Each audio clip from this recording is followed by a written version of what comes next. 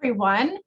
My name is Michelle Gramolia, and I am the president and CEO here at Woodland Pond. And this is my weekly update on a Tuesday. Today is February 1st, 2022. And I just thought I'd check in and give you some news and updates around campus. So the best news of the day is we have no COVID cases still. We have none suspected. We have no one symptomatic. That's among staff and residents. And that's, with us having sort of resumed and reopened the vast majority of all of our activities and our visitation and everything as of January 19th. So tomorrow will be 2 weeks from that date. So I'm extremely excited, extremely happy with where things are right now. Of course, everything can change on a dime, but for right now, it's been a great 2 weeks. And I hope that everyone has really been enjoying coming back to the dining rooms across campus, engaging in the activities that we offer, utilizing and maximizing your time with all the amenities. It's just great. So we will continue to keep an eye on the numbers and so forth. And I ask all of you to please keep an eye on your own health, your symptoms of illness, sort of making sure that you're attuned to sort of what's going on, because the virus is still here, but so is the flu and common colds and so forth. So, enjoy things cautiously, but do enjoy them. In terms of things that are going on campus, Gretchen has informed me that tomorrow we will be doing a very Groundhog Day-like thing, and we are going to redo our hunt for the groundhogs. So for those of you that remember, we did this a number of years ago. So you're going to see a flyer. This is a calendar edition. I will just read it for you. Tomorrow is Groundhog Day, and it's especially important because tomorrow is 2/2/22. And so the flyer goes on to say, only the shadow knows. Are you itching for springtime? To help us get through the rest of winter, we're celebrating Groundhog Day with a search for Punxsty scavenger hunt. Paper groundhogs will be hidden throughout independent living for staff and residents to find all day on Groundhog Day, which is tomorrow, February 2nd. And the contest is going to go from 10 a.m. to 4 p.m. So you don't have to be an independent living resident to participate in the hunt for the groundhogs. They are a brown sort of construction paper looking groundhog. It's not a real groundhog nor a stuffed groundhog, but it's a paper groundhog. And they can be hidden sort of anywhere. They could be in the restroom, they could be in the library. So certainly feel free to look around for those groundhogs and pick them up. Pick them up when you find them. And concierge has envelopes for you to stash your collected groundhogs. So you'll be able to find him sort of in all of the community spaces and some of the offices. You can stop by concierge to get your envelope, and then you'll bring your envelope back to concierge tomorrow by 4 p.m. And then we will see who collected the most groundhogs. We will award prizes on Thursday, February 3rd. And we will also announce, of course, if Punxsutawney Phil saw his shadow or not. And we will go from there. So this is some lighthearted fun to get us out of what has been a very cold couple of weeks. Couple of other things. We are relying more and more heavily on our community-wide phone and email lists. So it's very important that if you have a cell phone that you utilize regularly, and you have a home phone, or you have one or the other, or if you and your whomever you live with have two different numbers, also emails. So if you have an email, if you and the person you live with have different emails, that you contact concierge and let them know all of those details. So you should give both email addresses or a current email address, both phone numbers or the most current phone number. This list goes out sort of to the community, and this is the way that each of us really tries to get in touch with each other. So, we have a need for it. The Residents Council is seeing an increased need for these to be updated. So please contact concierge and make sure that they have all of your most updated contact info so that we can keep it on that phone list. And then that way your neighbors can get in touch with you, and we can get in touch with you when we need you. Let's see. The next thing is, this is exciting. So many of you know that Cassidy had moved over to a new position in our health center. So she is in charge of our medical records now. She also does some resident technology assistant type things in the health center, but there's a huge need for resident technology assistant throughout the entire building. So we've been trying to find a replacement for Cassidy to help you with those technology needs. So that's Spectrum, that's your printers, that's your smartphone, that is your tablet, your computer, your television, all that stuff. So this week, our resident technology specialist, Patrick Turner, who some of you have dealt with if you've had a more complex issue, is going to be doing some training with one of our current staff members. And his name is John.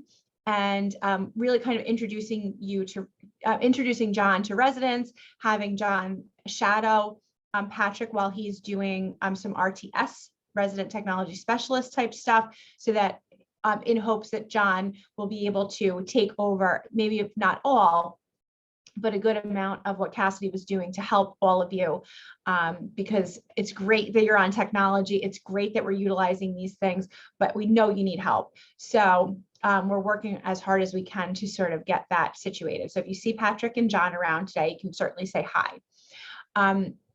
Just on that note, also, you know that we continue to, in independent living, have Angel Murphy has joined us as a full-time wellness RN on Thursdays, Fridays, Saturdays, and Sundays. So she's here from 8 a.m. to 6 p.m. on those 4 days. I know many of you have benefited from Angel's visits, and it's there for peace of mind for you, just to know that there's a nurse, an RN here in independent living, just like we've always had in the health center, 7 days a week. If you have anything that you think you'd like Angel to check in on for you, or MJ during the week, Mary Jo, just go ahead and call. You can call concierge, or you can call their numbers, which are listed on the phone list, and get in touch with them that way. So if you have a need for something you think might be helped by a nurse, you've got extra resources now to help you out. The next thing is just a reminder that we really, really rely on all of the residents, all of the staff, all of the visitors, and anyone that's here on campus to be eyes and ears for us. So there's almost 400,000 square feet of space here in the buildings and then the cottages. And then there's lots, we have 84 acres here on property, about 40 of which is sort of built out with parking lots and buildings and so forth. That is a lot of space for us to be able to attend to all the time, but attend to it is exactly what we want to do, but we need your help. Please, please, please do not assume that if you see a problem that we already know about it. You should always assume that we don't know, and you should put in a work order. So there might be a door that you always go by and you see it's always cracked, or it needs weather stripping, or whatever the case may be. That may be a door that no one on staff generally uses, right? So you could use it to take your dog out. It might be the quickest way for you to get outside for a walk, but unless our staff has a need to be in that particular stairwell or near that entrance, we may not see a problem that you see every day. We may not see it for a period of time because we're just not there. So we need you, please, to be those eyes and ears. So if you see a door that needs weather stripping, or you see something that just doesn't look right to you, a gouge in the wall, you know, anything, please report that to concierge or reception. Either one is fine, and ask them to place a work order for you.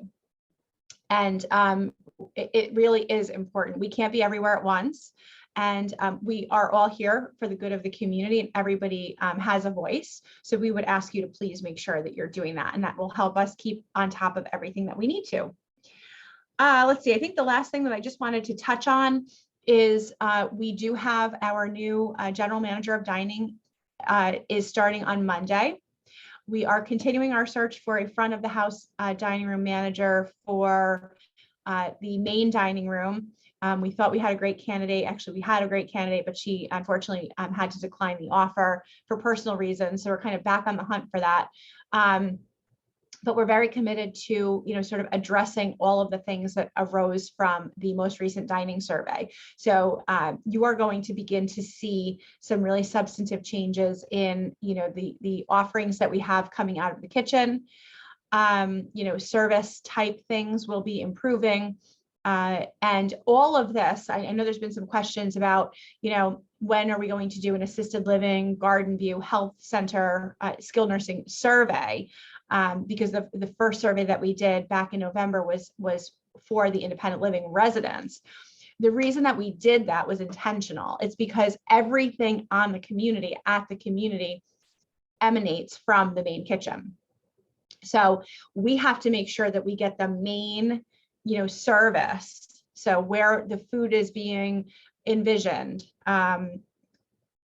made, prepared, the recipes are coming together, the preparation, the presentation, all of that emanates from the main kitchen. I don't know if everybody realizes that, but those surveys are instrumental in helping us identify, okay, what do we have to do in this main kitchen so that our baseline is sort of elevated to the point where all of the residents will benefit from it. From there, in a few months, we will be doing a independent living centric survey related to service. We were going to be doing an assisted living centric survey related to all of the food items, all things culinary. So, similar to, menu offerings and those kinds of things. But again, everything comes out of that main kitchen. So, when we make the improvements for one, it impacts the entire community. We will get to the point where we are doing individual service specific surveys. We're not there yet. So that's why you haven't seen one specifically for assisted living, for example, or one specific to service, for example, for independent living. It's been sort of more of a general survey. So we will be getting to those, and the intent was to do them 3 months after the general manager starts.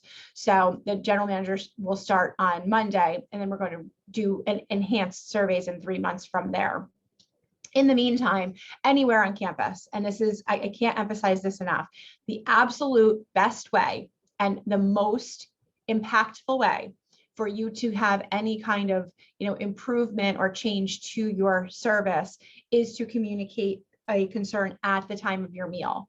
So if you live in any part of the community and your food comes out and it's not warm enough, or if you you find that your dish is too spicy, or you're not sure what the item is because you don't remember what you ordered yesterday, or, if it's a health center meal, whatever the case may be, asking those questions in real time is the number one way for you to get, that service level, that responsiveness that you're looking for. So I'd always encourage that.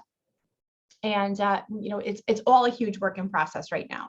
So continue to attend the dining committee meetings, continue to attend, residence council meetings, food committee meetings, all of those things so that you can communicate your feedback. But with sort of the context that right now there's a lot in the works in terms of things that are changing and new leadership coming on and so forth. So I didn't have anything else that I really, wanted to add today. Things are, knock on wood, relatively quiet. It's supposed to be quite mild today, so a very good day to get outside and get some fresh air. It's beautiful out. I will be out of the office starting Thursday until next Tuesday. My daughter's dance team is going to nationals, national competition at Disney. So we're headed to Disney Thursday through next Monday, and I'll be back in the office Tuesday. So if you are thinking of good intentions, send them out into the universe for my daughter's dance team and all of the other things. We've got so many people that have things going on, and I will see you when I get back on Tuesday. Thanks, everyone.